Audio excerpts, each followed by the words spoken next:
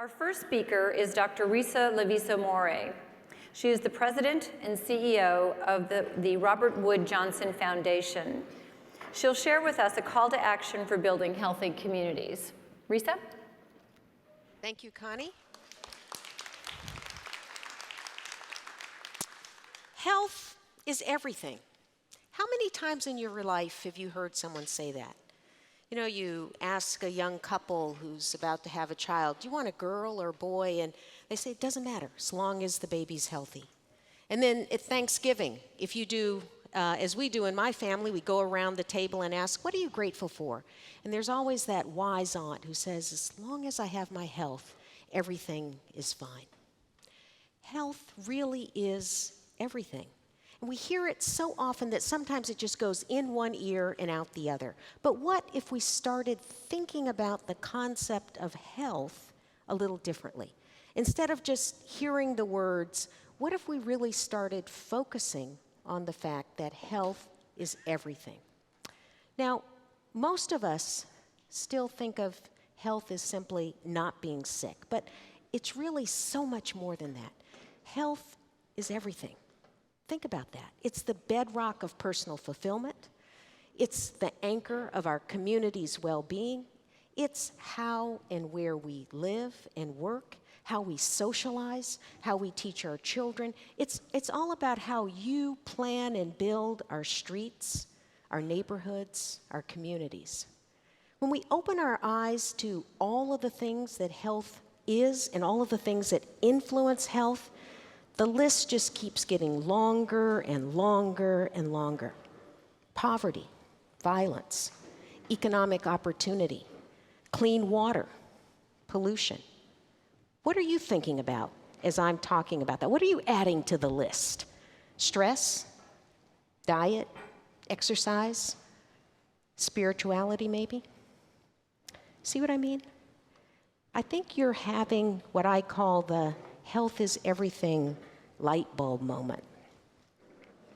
So let me tell you about my own light bulb moment. I trained as a physician at one of the Harvard hospitals in Boston, and as part of that, we rotated to West Roxbury, and there I met a patient who, for me, will always be Patient Ruth. She appeared at the admitting station one cold winter night, and she was homeless and helpless. Her feet were swollen.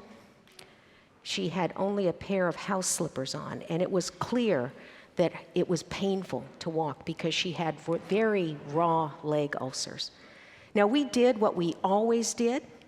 We gave her a few hours in the warm bed, a meal, some antibiotics, but the next morning she had to go because the rules said our job was done. And so she limped straight back out into that tunnel of problems that she faced every single day. No job, no home, lousy food, and no family or friends to turn to for help. Now, our care ended at the front door of the hospital, and that was so very short-sighted. Because what if instead of just ushering her back out into the cold, we'd asked, what did she need to keep from coming back to the hospital? And then what if we had linked her to the things outside of the hospital that she needed to get and stay healthier? Now, that was my light bulb moment.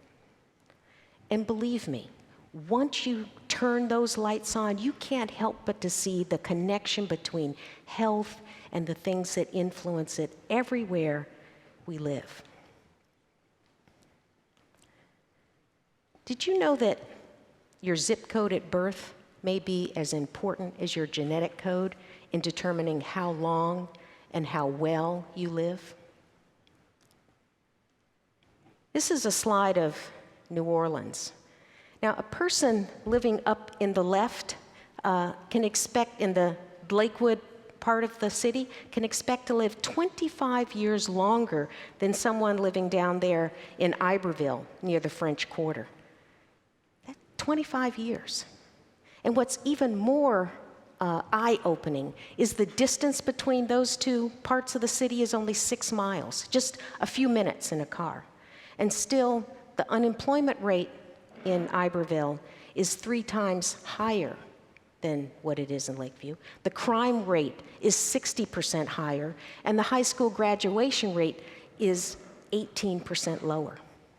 Now, this map was drawn a few years ago after Katrina devastated New Orleans, and I'm happy to say that the people there have come together and are working hard to bring the city back and to address the disparities that are shown in that map in an honest way.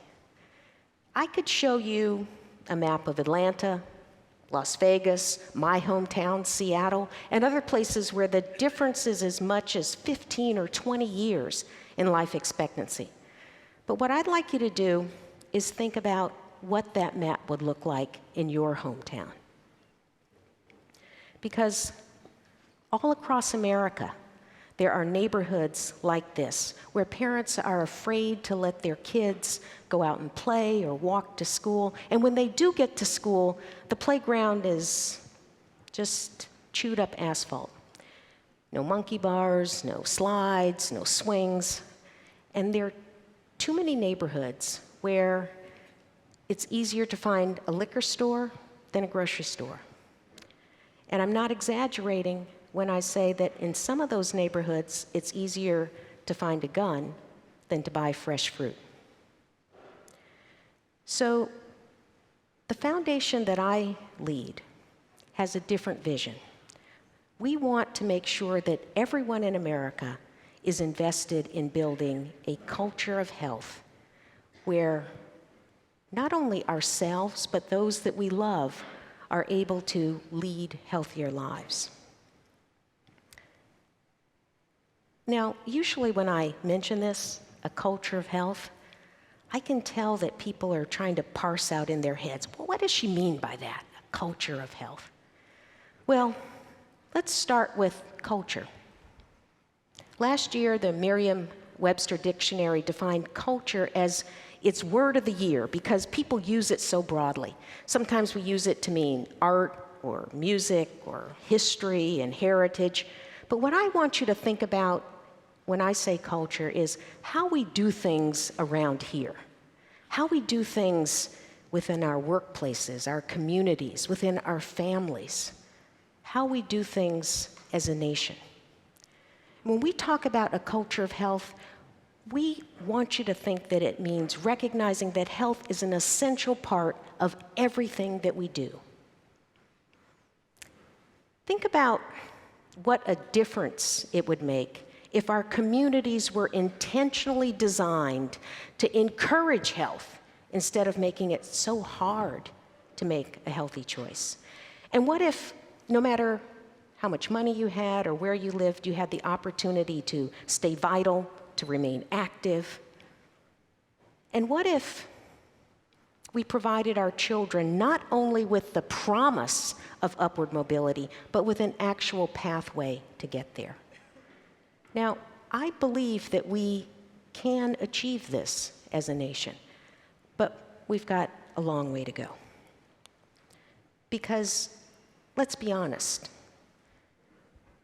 our healthcare system and our health in this country aren't exactly badges of pride.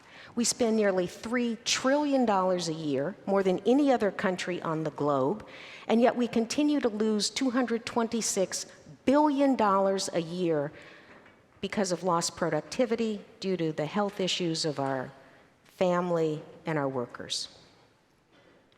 Heart disease, stroke, cancer still account for over 50% of the deaths in this country, irrespective of race and ethnicity.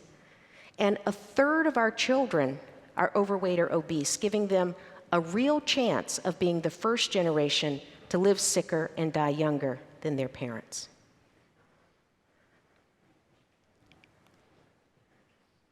Now, this is Jose Gomez Marquez, who's the director of the Little Devices Lab at MIT. Not long ago, I heard him talk about innovation. He told a story about how he showed a picture of a blind person to a group of students, and he said, "Can this person drive a car?" And of course, all the students started debating whether or not it was possible for a blind person to drive a car. And then the professor showed the same picture to a different group of students, and he said, "How can this person drive a car? Well, you guessed it. The students immediately began figuring out how to make it work. I've thought a lot about this, and it's changed how I think about and talk about a culture of health. I've stopped asking if it's possible for us to build a culture of health, and I've started asking how we can do it. How can you and I do it? How can urban and rural communities do it? How can land developers and architects and planners and families do it? How can we together build a national movement to make ourselves healthier? Well, one way is to start making the automatic things that we do just a little healthier. Now, I'm sure you've heard that sitting is the new smoking, as if the old smoking wasn't bad enough, right? But the literature does say that if you sit 8 or 10 hours a day, it's associated with diabetes and metabolic syndrome and heart disease and all kinds of bad stuff. But if you just get up once an hour and walk for a few minutes, you can combat some of those bad things from happening. So the next time you're sitting in the car doing errands, why don't you park on the other side of the parking lot instead of fighting for that space right in front of the door? Or better yet, why don't you help us design promenades that make it easier and more inviting for people to walk in those parking lots? And at work, the next time you're sitting at a meeting, why don't you stand up and ask everyone else to join you standing as well? I've done it, and I can tell you, the meetings go a lot faster when you're all standing. Now, is walking going to solve all of our problems? Of course not. But it will take us a step closer to a culture of health. And if we all take Dr. Gomez Marquez's advice and start asking how we as individuals, as investors, as developers, as planners can build health into everything we do, we can and will make a difference. Because frankly, it's time for this country to make a seismic shift. We have to raise our expectations as a nation, and I think we have to recalibrate our behavior as individuals. Because it's very clear that personal responsibility is critically important to improving health. But we also have to acknowledge that the choices we all make are dependent on the choices we have. So let's make the healthy choice the easy choice.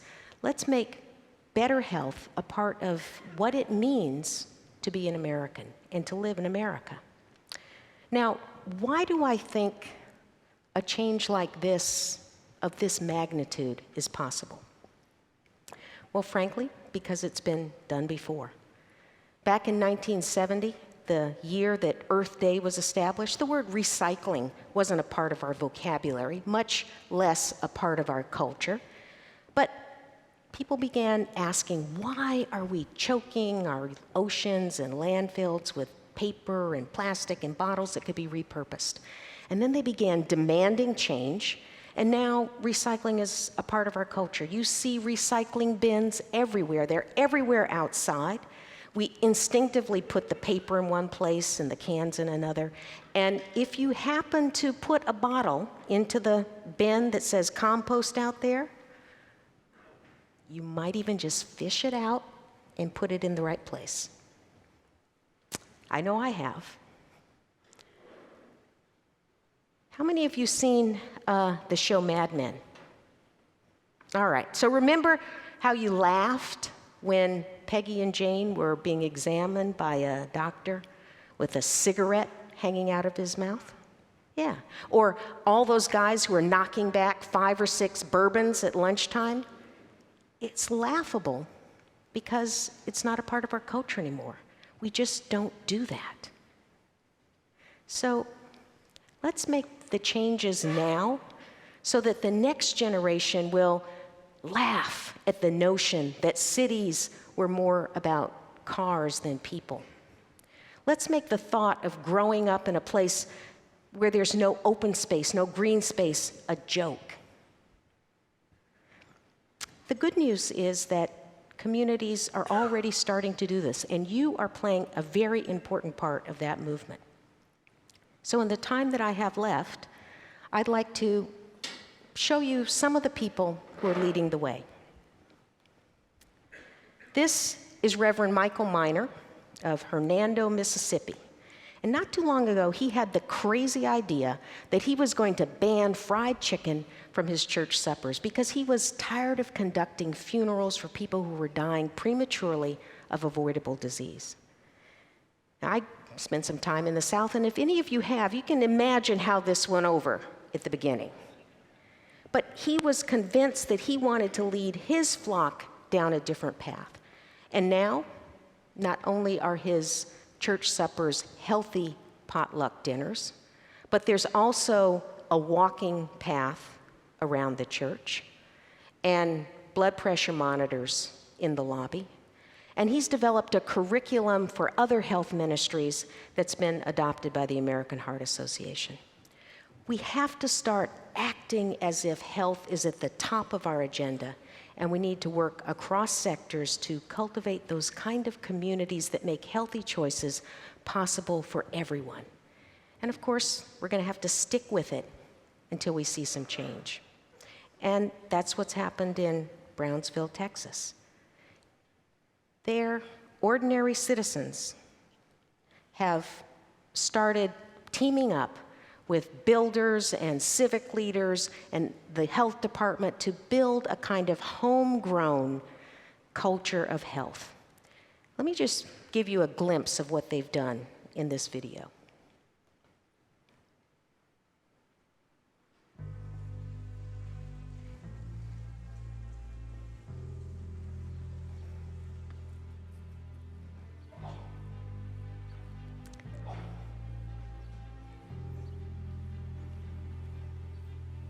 Brownsville lies at the southernmost tip of Texas, on the border with Mexico, and is connected to the city of Matamoros by a bridge across the Rio Grande.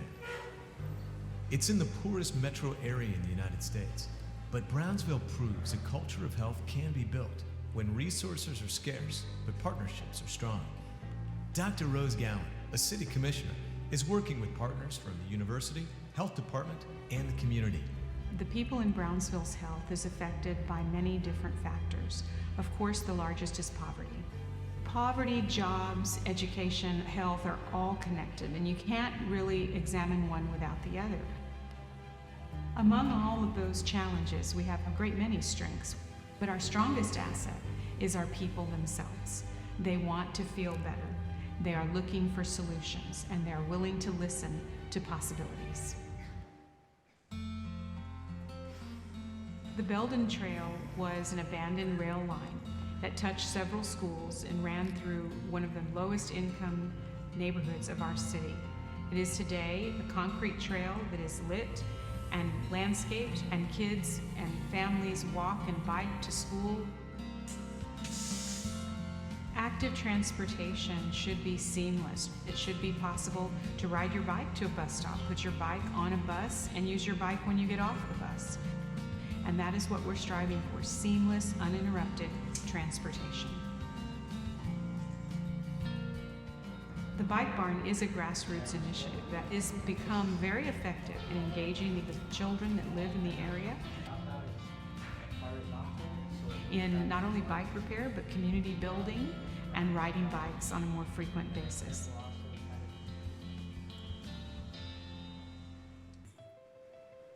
People in Brownsville are looking for better economy, better education, better health. We work hard every day to build a culture of health in Brownsville. We want to build a community where healthy is the norm and the expected, as opposed to the anomaly. We want very much to cultivate partners that understand this and educate partners how they can interact to build a more healthy Brownsville.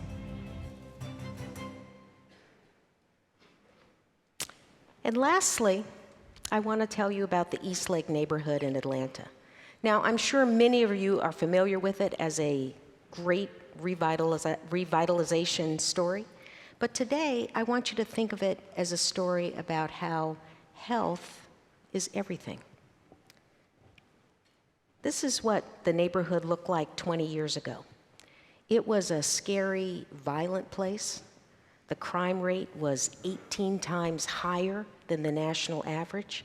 And the people who lived there felt abandoned and angry, just as any of us would if we lived there. But thanks to the vision and leadership of Tom Cousins, Eastlake looks like this today.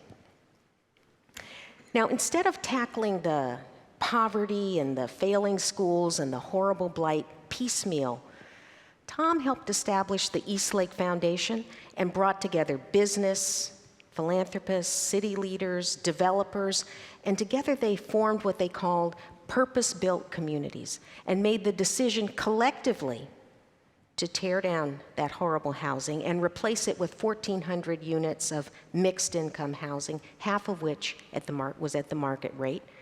And then they started a charter school. They built a world-class YMCA, and they even revived a professional golf course that was very close to the neighborhood. What happened? Well, the employment rate skyrocketed from 13% to 75%. The charter school has one of the best records in the state of Georgia. They send more kids to college, some of them on golf scholarships than almost any other school in the state. And the crime rate has fallen 90%. So my point is that when you define health and well-being as more than just the absence of sickness, all of these things become health issues. And they're issues that you are impacting with your focus on healthier and more sustainable communities. So that's why I have to tell you, when I got the invitation to come here and speak with you, I was so incredibly excited. Because our foundation is large. In fact, we're the largest foundation focused solely on health. But the truth is, we don't make policy. We don't administer health care. The only power that we have is to bring people together with great ideas and the commitment to stick with those ideas until they see them through. In other words, people like you. So when you go back to your workplaces, when you go back home to the neighborhood, I want you to turn the light bulb on for others. I want you to take this perspective that well-being and health and the opportunity to have that is something that we should all have. And I want you to talk to everyone you come across about how health is everything. Talk to your coworkers. Talk to your family. Talk to your kids especially about demanding that health be seen as something that is a priority where we live, learn, work, and play, so that everyone in America will feel as if the opportunity for a healthier life is not out of their reach. Because I guarantee you, when you start turning those light bulbs on, and they shine from California to Maine, change will happen. Just the way it's happening in that Baptist church in Mississippi, and in Brownsville, Texas, and in the beautiful neighborhood of Eastlake. We have the power to make a difference. And the fact is, we're at a moment of great urgency in our country. We can't afford to continue to do the same that we've been doing. We have to give everyone the real opportunity to lead the best lives that they can. We have to act as if we really do believe that health is everything. And when we do, I know that we'll be able to raise the level of health that this great nation deserves. Thank you. Have a great conference.